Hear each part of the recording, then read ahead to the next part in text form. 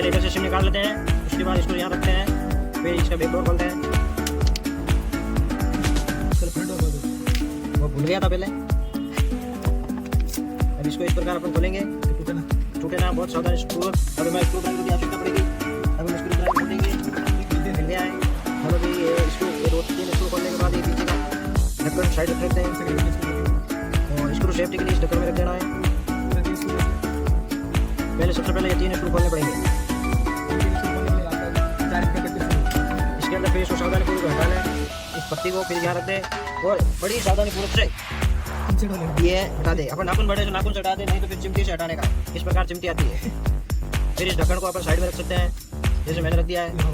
अब इससे कोई काम नहीं है। फिर अपन सबसे पहले अपन बैटरी निकाल लेनी है। अपन के पास नाखून है उसे निकालने का। फिर अब इस आगे को आगे को खोलेंगे, ये पूरी तरह से टूटा हुआ है। अब अगर नॉर्मल है तो ऐसे खुल जाता है, अगर ज़्यादा वो लगा हुआ है गम तो फिर अपन को मशीन से हिट करना पड़ता है। मशीन से साइड में रिकॉर्ड करेगा, अभी मेरे साइड में रखी हुई है।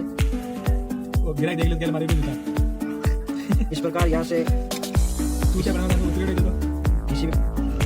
अब इस प्रकार अपन बैटरी निकालेंगे। बैटरी निकालने के लिए अच्छी तरीके से सीधी बैटरी निकालनी चाहिए, इसके अंदर बैंड वगैरह हो जाए फिर लफड़ा हो जाता है।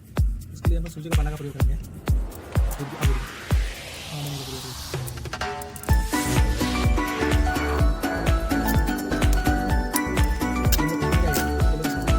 इसको हटा के बैटरी को धीरे धीरे खींचना चाहिए।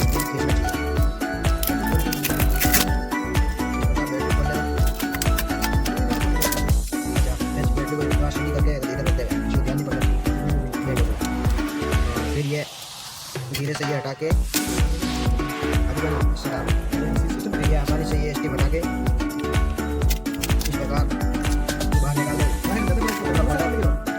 फिर इसको डस्टबिन, इसके बाद इसकी अच्छी तरह से सफाई करने के बाद फिर अपन को चिपका देंगे।